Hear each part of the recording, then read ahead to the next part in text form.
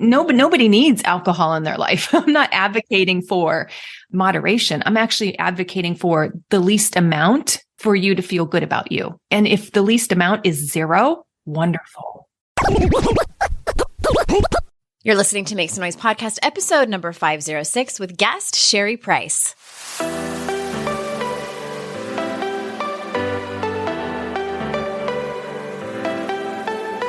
Welcome to Make Some Noise podcast, your guide for strategies, tools, and insight to empower yourself. I'm your host, Andrea Owen, global speaker, entrepreneur, life coach since 2007, and author of 3 books that have been translated into 18 languages and are available in 22 countries. Each week, I'll bring you a guest or a lesson that will help you maximize unshakable confidence, master resilience, and make some noise in your life. You ready? Let's go. Hey everyone, welcome to another episode of the podcast. I am so glad that you are here. I'm grateful that you choose to spend time with me. And I'm also really excited about today's guest because, as you know, I've been doing themes on the podcast.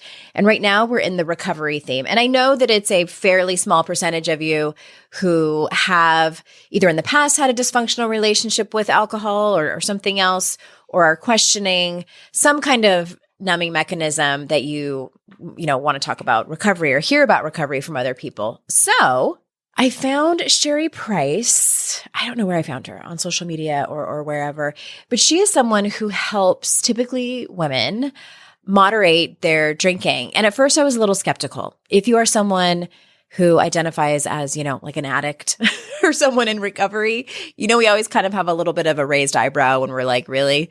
You're going to help someone who's struggling with moderation? But I'm so grateful that I had this conversation with her, and it's really interesting, the stats that she shares, her expertise, what she sees in her clients that work with her, and just anyway, I'll let you have a listen and determine for yourself what your thoughts are. And one thing I want to remind you of, I have opened up 25 exclusive spots for one-on-one sessions with me. And they are at a heavily discounted price. This is something that I'm sorry if you can hear my dog whining in the background. She is not happy that I'm not paying attention to her. She's fine. She's just on the couch staring at me. But anyway, this is something I love doing, these one-on-one sessions. I'm calling them calling forth sessions. But it's really for anything that you want to bring. They are only $97. So if you simply go to AndreaOwen.com/one, ONE, you will see the page there that has all the information, and you can just sign up right there. So once they're gone, they're gone. There's only 25 spots. So if that page is still up and available, then there are still some spots that are ready to be booked. So hopefully I will get to see you. And let me tell you a little bit about our guest today. Sherry Price is a certified life coach, pharmacist, and creator of the Drink Less Lifestyle podcast and EpicYOU program. Using empowerment-based tools, she helps women to stop overdrinking, improve relationships, and live their most epic self. So without further ado, here is Sherry. Sherry, thank you so much for being here. Oh, this is such an honor to come and speak with you and your audience. Thank you for having me. Oh, my pleasure. I'm excited to talk to you because you are unique. I remember that's exactly why I wanted you to come on. And I remember typing to my team, reach out to this woman. I really hope that she says yes, because why don't you, in your words, tell us what you help? How do you help your clients? Like, what do they come to you for, and how do you help them? Yeah. So I identified as an overdrinker, and I really didn't identify as somebody with an addiction problem. I was really touched when I saw the TED Talk on gray area drinkers. And I'm like, oh my gosh, that's me, right? I don't crave it right out of bed. I don't feel like I have withdrawal symptoms or anything, but it was my way to relax. It was my way to unwind. And I knew it was too much for my body because my body would tell me the next day with a headache, with a hangover, like, brain fog, all the things. So I'm like, I really want to get to a place. For me, my language was, I want to get to a place where I would say normal drinker, but even my husband was like, well, what is that? There's no definition of normal drinking. I said, where I could just take it or leave it. Like, I don't have to claim recovery, abstinence.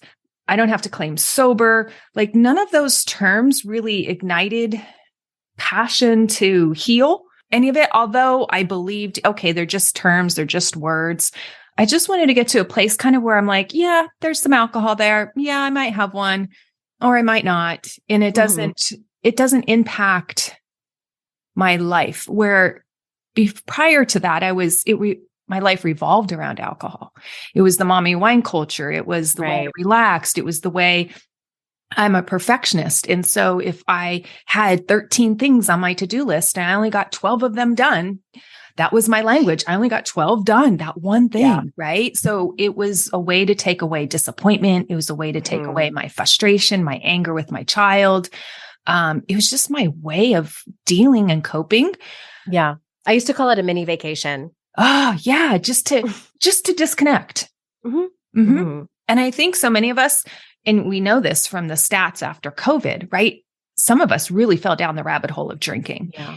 So yeah, my goal is to help women find a way where they can have it in their life if they want it, or cut back in a way that feels authentic to them. And then I know that this is like, your answer could be 90 minutes long, but is there like a process that you take people through? First part of the question. And then second part of the question, do you sometimes work with someone where it becomes apparent like that there is an addiction problem and they need to seek some kind of rehabilitation? I do take people through a process, and I'll get to that probably in the later part. I want to address the second question, because when I found this statistic, I was like, oh my gosh, why didn't I know this? I am a pharmacist.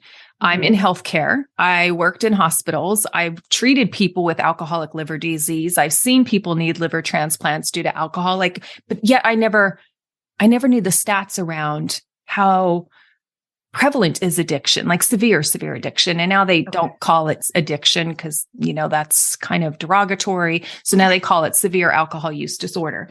So when I stumbled upon this statistic, I was shocked because I felt seen. I thought I was different or abnormal.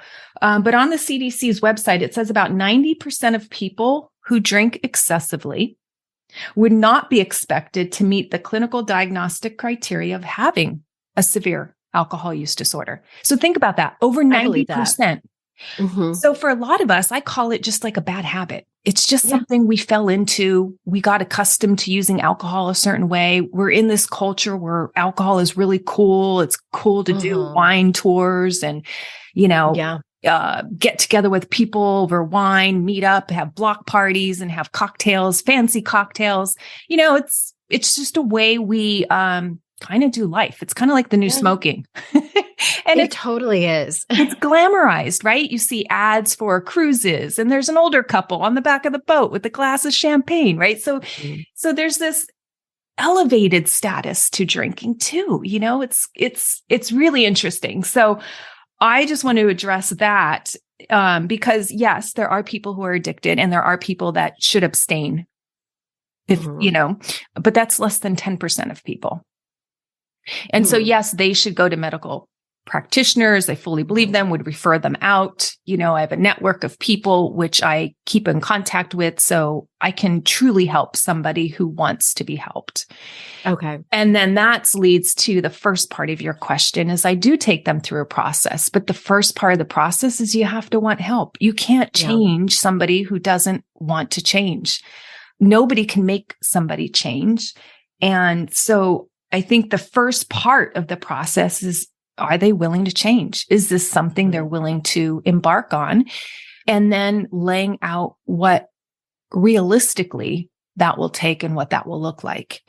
And I think some people are ready for that. Some people want to hear that truth and some people aren't. And that's okay too. Yeah. My goal is never to make anybody feel bad, less than. No. It's just to explore what's holding you back. Because when we really get past the fears, everybody wants to change this. Everybody wants to have a long, healthy, prosperous life, right? That's like a human desire. It's so interesting. And I know that our conversation could be so long because I have so many questions, but they pertain to like my life specifically. Yeah. So I don't want let's make this all just about Andrea. But I think I speak for some of my listeners here in that I was one of that 90%, like where I didn't have any I would be in AA meetings and people would say like, so how are your withdrawal symptoms? Like, are you getting the shakes? I'm like, no, I never was physically addicted. Right. I knew if I stayed on the path that I was, because I was up to a bottle of wine a night. And I know that the quantity doesn't really matter, but for me, that was a lot. Eventually it would be 2 bottles and then who knows how much more. And then maybe I'd go to harder liquor instead of just wine or beer. But no, I never had any of those. I would get up in the morning after drinking a bottle of wine and go for a run, pushing my 2 kids in a double stroller. And part of it was to prove, like, look at how healthy I am and look at, how much I have my whole life under control, not just my drinking, but my whole life.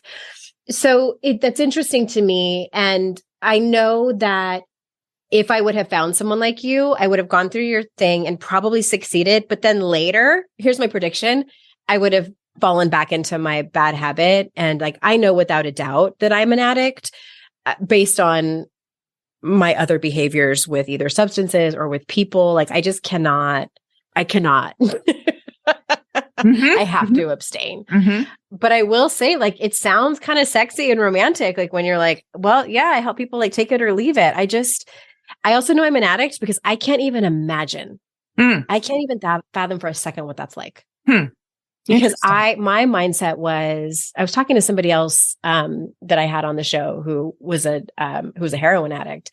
And we were both in agreement that moderation sounds super unappealing to me. Like that, like, I don't want that. Like, yeah, I would do it just to prove to you that I could, or to whoever else. But like, I want 4 or 5 glasses of wine most nights. Like, I'm like, one, I would drink to forget about everything. Yeah. And so it's so fascinating to me that there are actually people who drink simply because they like the taste of it, and or they like just a tiny bit of a buzz, and they're fine when it wears off. That was the trigger for me, like the wearing off of the buzz. Yes. Was like, how do I get that back? How do I get more? How do I get back to that place? So all that to say, is that a little bit of a red flag to you? Totally. Okay. I actually have a podcast on that. Those who drink for effect, like to keep the buzz going, to numb out their spouse or the kids or whatever problems they're going through. Exactly. So if they want the podcast, it's called Effect versus Experience.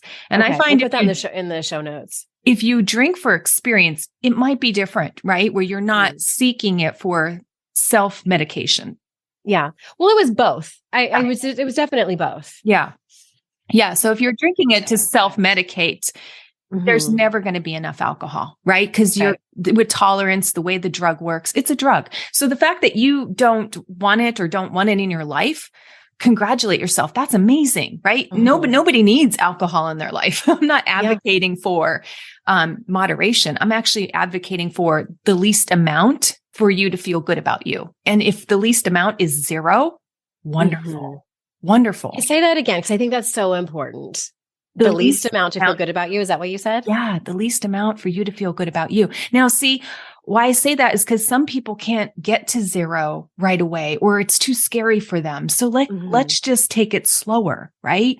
Because any amount of this toxin that we don't take in is better for our body, better for our mind, better for our health, better for our waistline, better for our sleep, better for, the parent we choose to be, the employee we choose to be, the spouse we want to be, right? It's just better.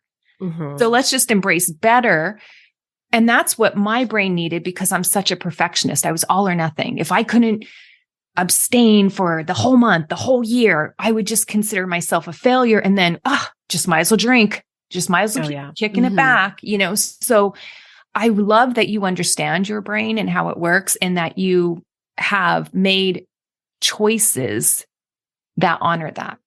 And that's exactly what I help my clients do.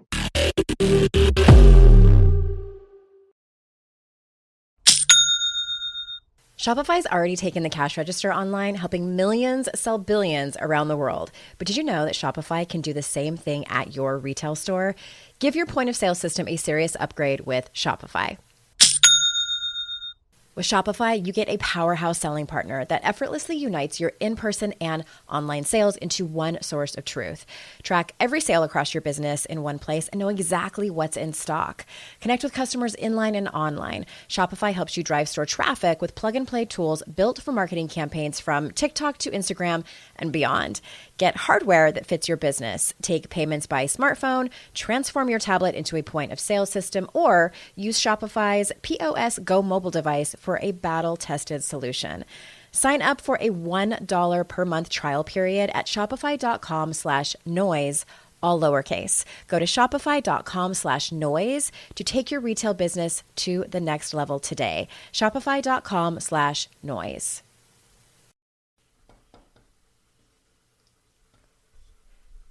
Fast forward to the end of 2024 and think about your goals. What can you do right now to give yourself the best chance of succeeding? If you want to learn a new language, you absolutely should get Babbel. Don't pay hundreds of dollars for private tutors or waste hours on apps that don't really help you speak the language. Babbel's quick 10-minute lessons are handcrafted by over 200 language experts to help you start speaking a new language in as little as 3 weeks.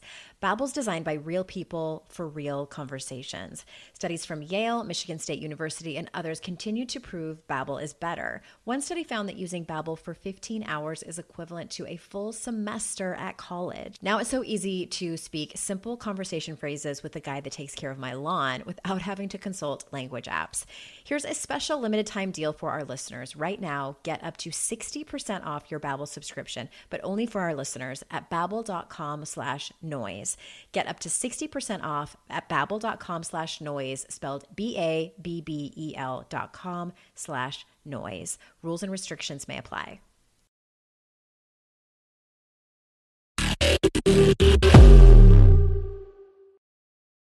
I'm assuming another goal of your clients is to be able to have maybe just one beer or one glass of wine or one cocktail and maybe want another one, but have the gumption to say no. Exactly. So I call that the joy of stopping.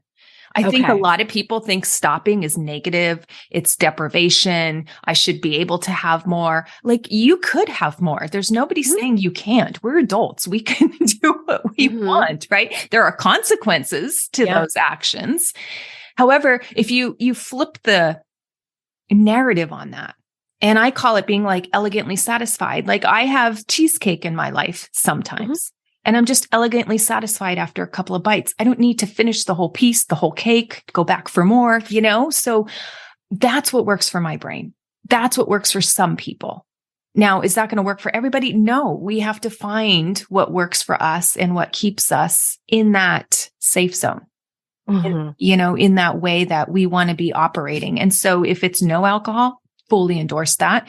If it's just a drink because you want to enjoy it on a special occasion, you want to have a nice date night, and you enjoy the taste and you enjoy the experience, and you're not doing it to self-medicate or to cope with something else going on in your life, then by all means, I don't find personally anything wrong with that. I love that you have all these like monikers for it. What was the one? The joy of saying no? Yeah.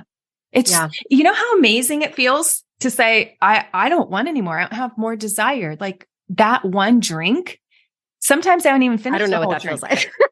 Yeah. It's like, I just don't desire more. I just don't desire more. Yeah, that's so fascinating to me that people's brains can actually do that. I relate to you with the food analogy, you know, because and it's another reason I know that I can't drink, because if I love the Ghirardelli, you know, the squares that you can get them like in the individual squares, the ones that have caramel in them. And it's so rich that I can only eat just one. If I want to eat more because they're so delicious. Yeah. But I will be sick. It will make me sick.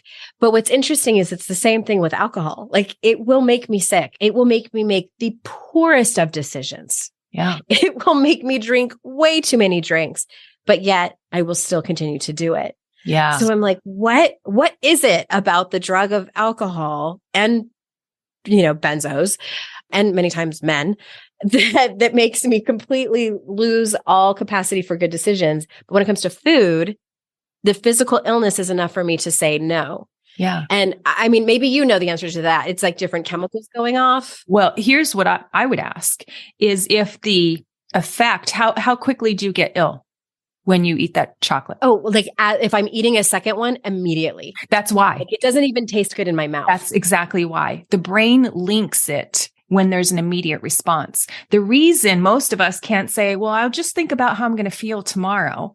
It doesn't work because the brain doesn't connect what you're doing at 8:00 at night to how you're going to feel at 6 a.m. Right. But the fact that you have immediate symptoms is why you're able to experience it differently.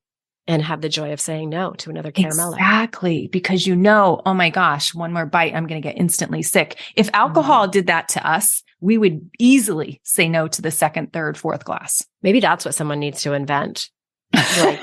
Like some kind of tablet or something that we can take that dissolves in our mouth and makes that second drink taste awful.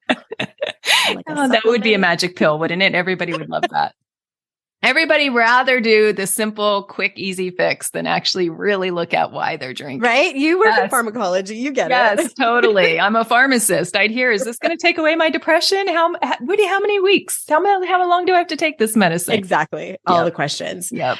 Okay. So I'm taking like 6 giant steps back. I probably should have asked this in the very beginning, and you may have already answered it a little bit in the beginning, but can you clarify for us, like, what is the definition, whether it's you or I don't know if like the CDC makes this definition of a quote unquote overdrinker? I haven't seen a definition out there, so I'll just say this is my definition. Okay. When you drink and then there's negative consequences that come from that.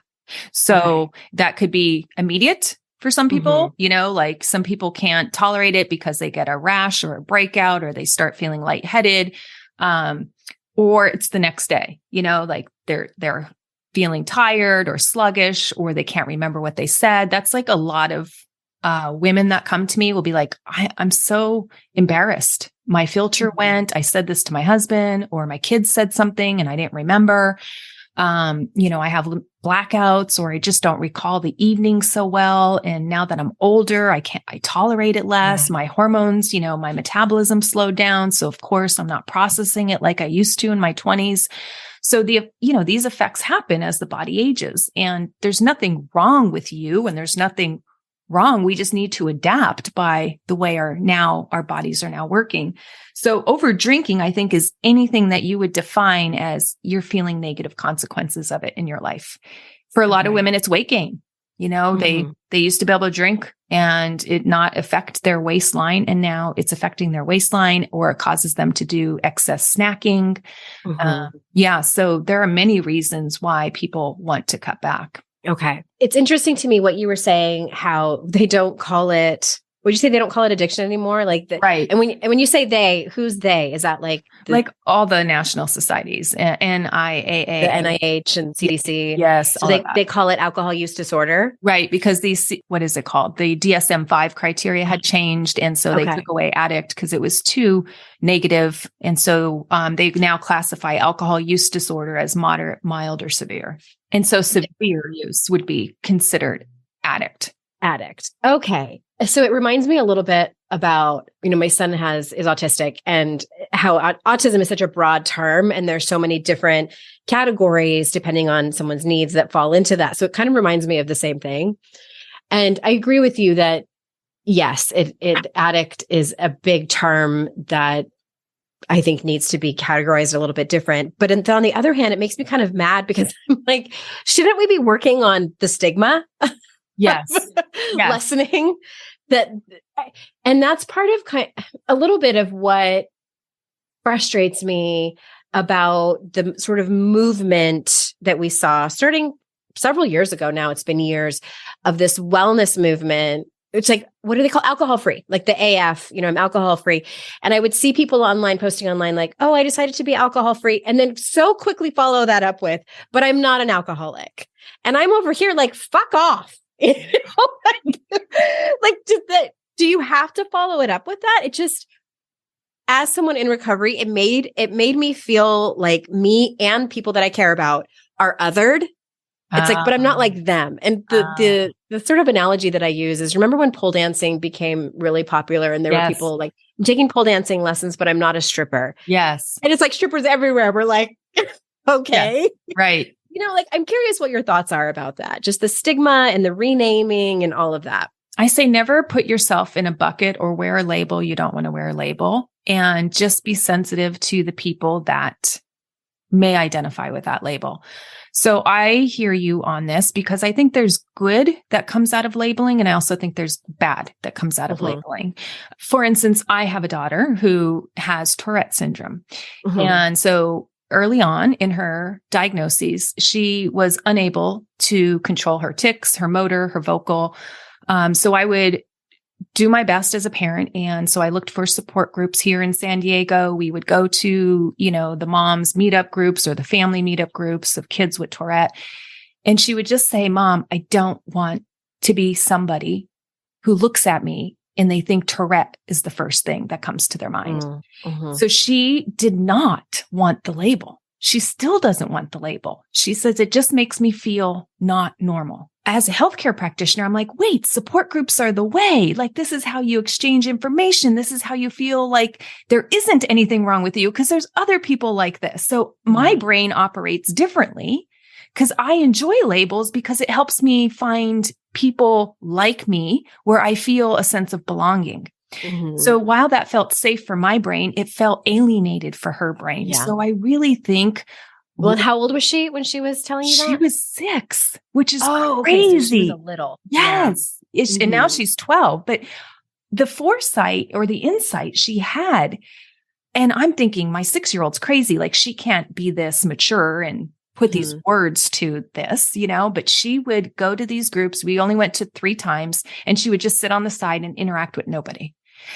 She just didn't want any part of it. And I kept trying, 2 more times. And then finally my husband's like, I think you're doing her a disservice rather than a service. Why don't we just stop coming? And I'm like, okay. Because my brain, my brain was so about, let's find people where we feel comfortable, likes, right? And she was just, no, I just feel more alienated and I don't want to feel this way. I want to be considered normal.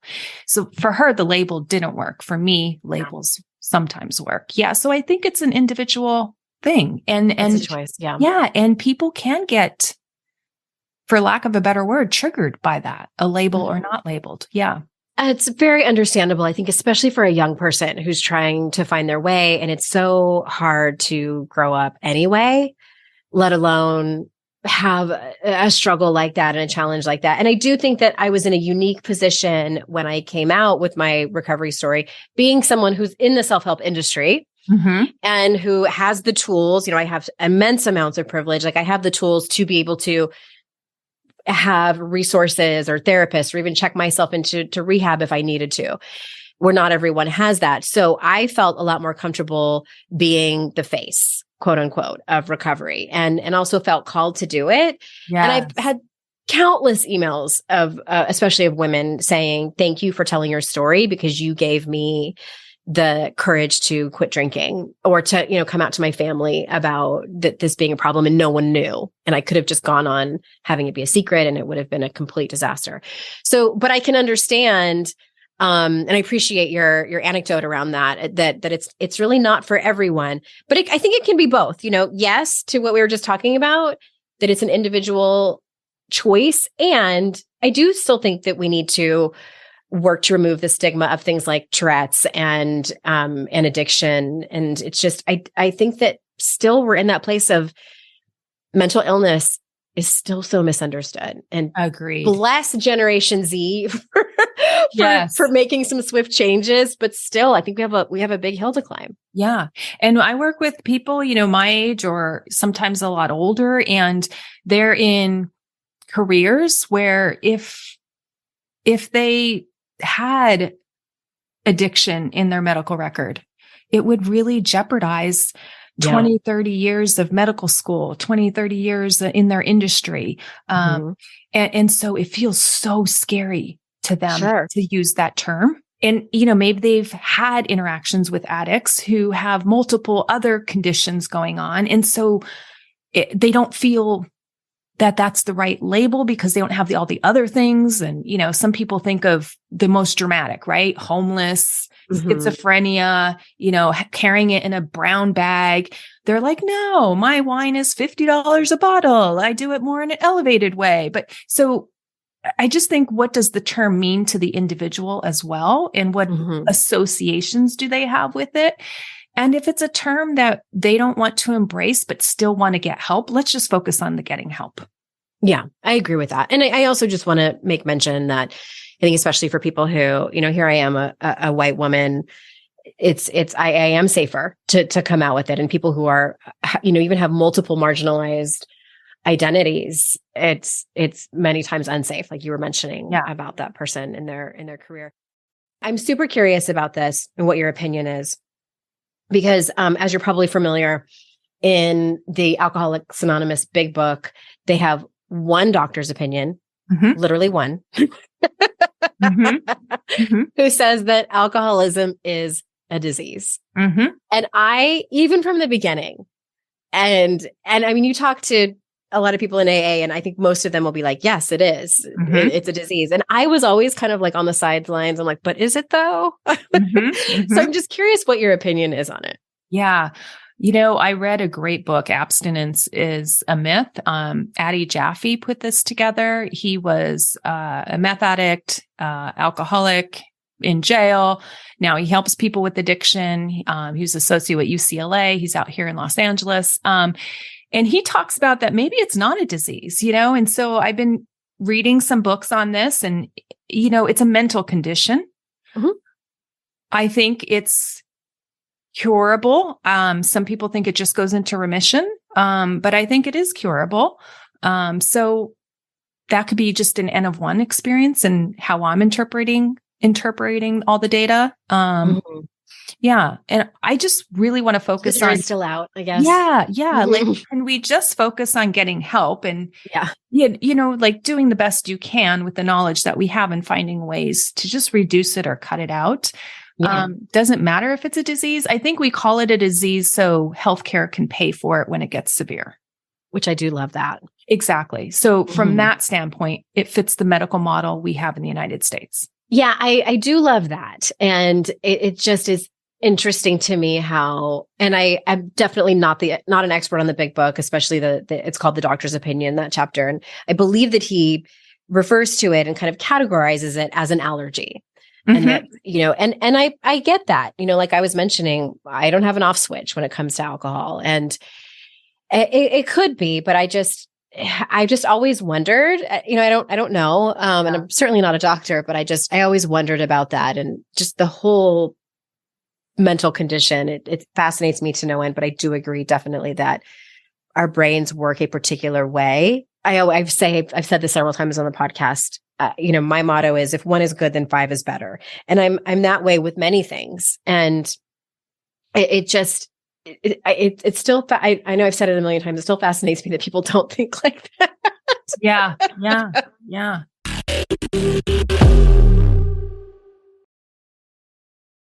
Today's podcast is sponsored by MIDI Health. Ladies, are you over 40 like me and dealing with hot flashes, insomnia, brain fog, moodiness, some vaginal dryness, or weight gain? Don't just accept it as part of aging. These symptoms are often linked to hormonal changes during perimenopause and menopause. At MIDI Health, they get it. Their experts know what you're going through and how to help. MIDI clinicians are menopause specialists offering safe, effective, FDA-approved solutions. And guess what? MIDI care is covered by insurance. So stop pushing through it alone. Schedule a virtual visit and dive deep into your unique symptoms and health background. You'll walk away feeling heard and with a plan to start feeling better. Visit MIDI Health today and reclaim your well-being. You deserve to feel great. Book your virtual visit today at joinmidi.com. That's joinmidi.com. joinmidi.com. I have definitely been in that place where my paycheck ran out before the next one got here. Life doesn't happen bi-weekly, so why should payday? The money you earn can be in your hands today with Earnin. Earnin is an app that gives you access to your pay as you work, up to $100 per day or up to $750 per pay period. Just download the Earnin app and verify your paycheck. Then access up to $100 a day as you work and leave an optional tip. Any money you access plus tips are automatically repaid from your next paycheck. You can use Earnin to pay for a girls' night out, a last-minute gift for a loved one, or even summer camp for the kids. Make Earnin a part of your financial routine and join Earnin's over 3.5 million customers who say things like, when I think about Earnin, I think about financial stability, security. It gives me a lot of peace of mind. Download Earnin today, spelled EARNIN in the Google Play or Apple App Store. When you download the Earnin app, type in noise under podcast when you sign up. It really, really helps the show. Noise under podcast. Subject to your available earnings, location, daily max, and pay period max. See earnin.com/TOS for details. Earnin is a financial technology company, not a bank. Bank products are issued by Evolve Bank and Trust, member FDIC.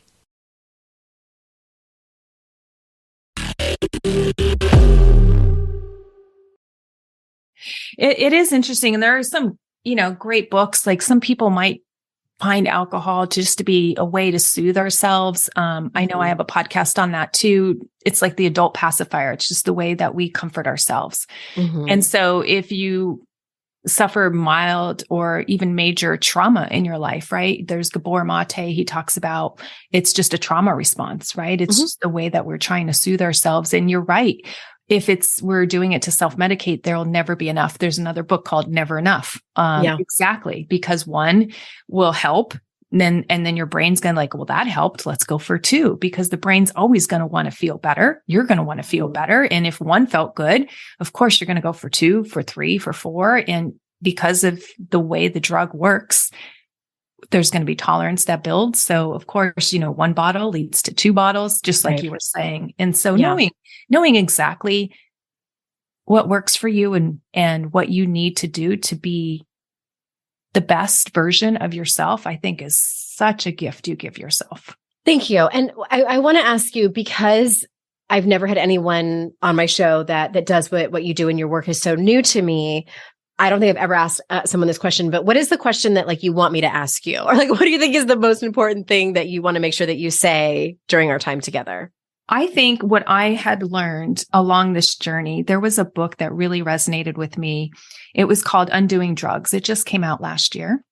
And Maya Salovitz wrote the book. And she's an advocate for harm reduction, not just with alcohol, but, clean needles for HIV, all that, for drug use. And I had her on my podcast. And when I read her book, it really flipped how I thought about my journey and how it's so similar to an addict. Because I've always wanted to distance myself because I didn't feel I had some of those conditions in my life. I was very successful. I love my family. I'm lucky to have the privileges that I have. But her book really highlighted that if we just meet people where they're at, and you can't punish addiction out of somebody. So it really highlighted for me, what we're not doing right in this country, criminalizing it. The incarceration. Yes, exactly. Because you can't punish it out of somebody. And just that's a really great resource for anybody who, I know I get a lot of calls about, I'm not struggling with alcohol or drug use, but my kids are, or somebody in my family is. The tough love principle, it just doesn't really play out long term. And so I love just this concept. And that's what I'd really love to communicate to the world, is just meet somebody where they're at, because they're doing it not because they want the drug, but they want the effect of the drug. And if we can meet that need another way, let's find that path together. Yeah. Do you work with clients on that specifically, or do you save that for their therapist? No, actually, we go right there. I start people off knowing, why do you want it? Because I think so many times we're so about, I shouldn't want it. I'm not going to have it. I'm going to empty my house of it. And I'm not downplaying any of that. but it doesn't give us the capacity to really understand why we wanted it. Mm-hmm. And when my coach helped me understand why I wanted it, there was such darkness inside of me that I didn't know I had buried that we brought to light. And it was so therapeutic to talk about it and cry it out about where I felt not enough, where I felt that I can't mother this child that I've been given that I love so much, but I can't, she thinks like different than me. Like there was just so much pain that I was drinking to numb. And when somebody allowed me to speak why I wanted it, what made my life so much better with it in my life, then we had something concrete to work with. And that's when I could truly get more healing. Yes. So yes to all of that. Yeah. So we have to go right to the need of why there's the desire for it. Yeah.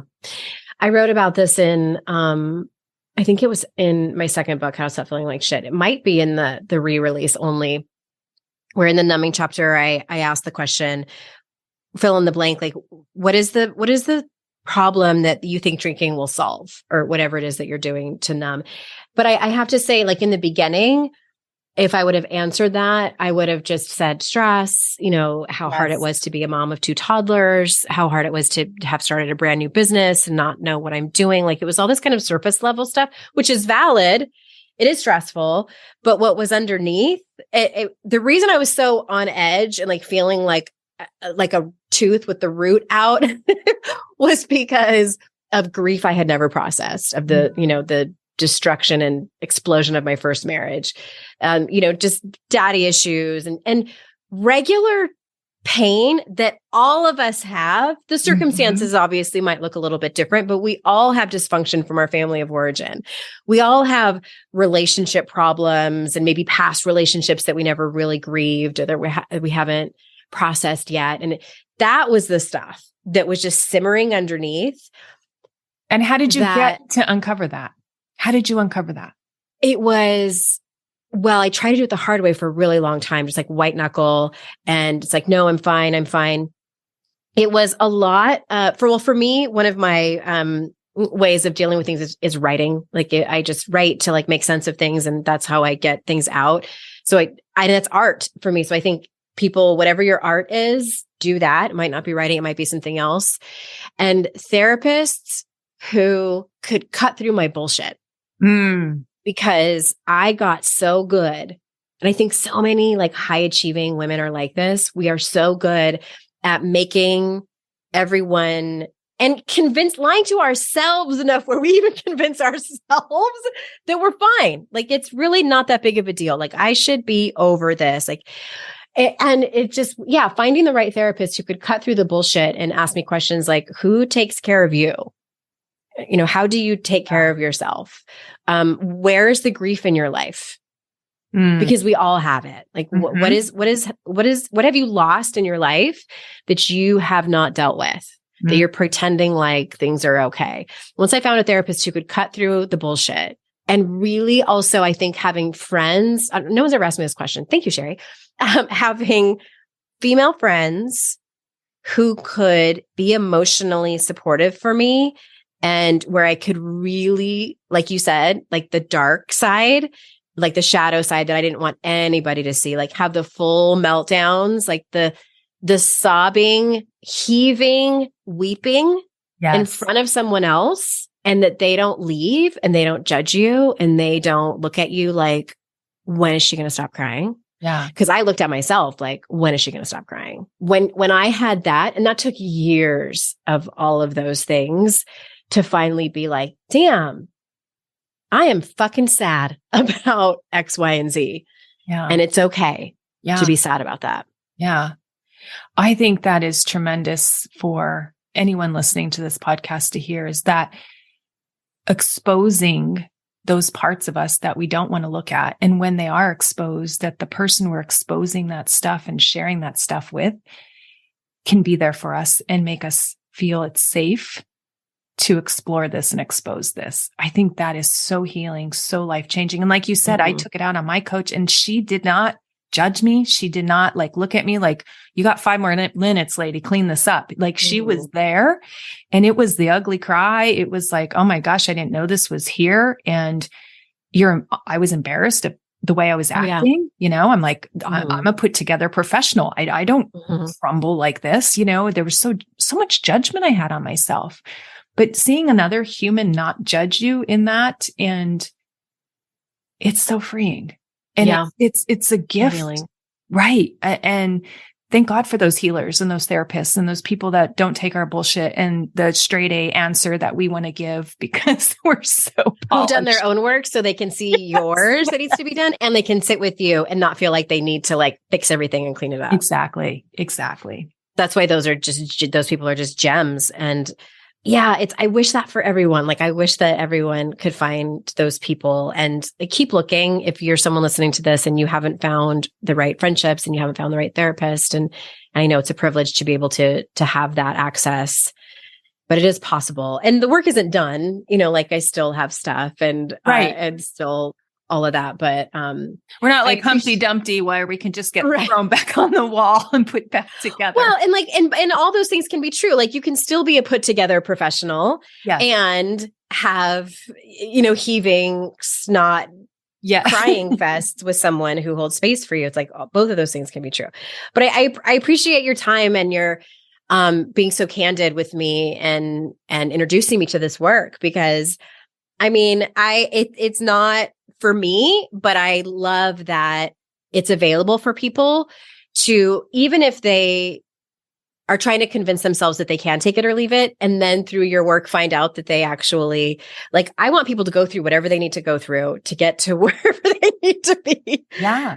Because sometimes you might always wonder. It's true. And there are so many women that come through and they'll say, like, I thought I wanted some alcohol in my life, but it's so much better without any. And that realization is amazing. And then, they don't feel like I have to give it up or I can't have it.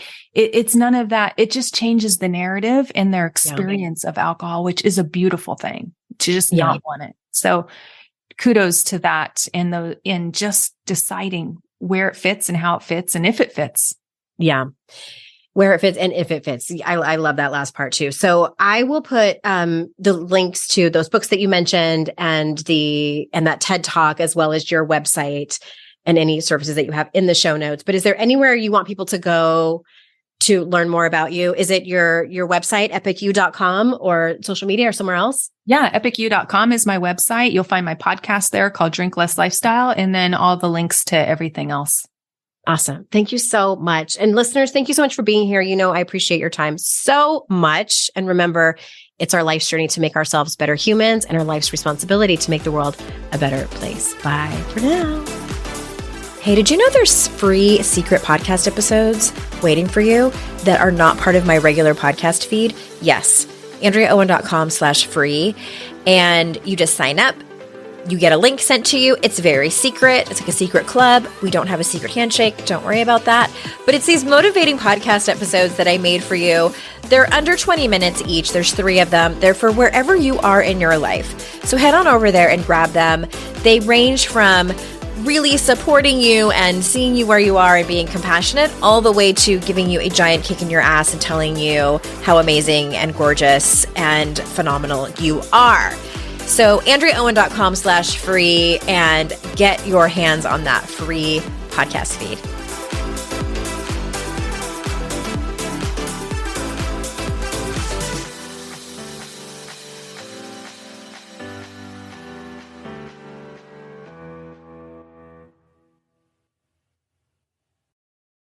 I'd like to introduce you to the Minimalist Moms podcast. It's hard enough being a mom, and the last thing you need is stress from too much stuff and an overcrowded schedule. For too long, I lived with the mindset that bigger was better, and the more I added to my life, instead of feeling better, I felt overwhelmed. It was time for a radical new mindset. Less is more. I'm not into extremes. I didn't throw everything away. My brand of minimalism is more about adding than subtracting. Get rid of the excess to make room for what you love. In other words, it's about living life with purpose. I hope you'll listen in and my guest and myself can inspire you to think more and do with less. The Minimalist Moms Podcast, available wherever you listen to podcasts.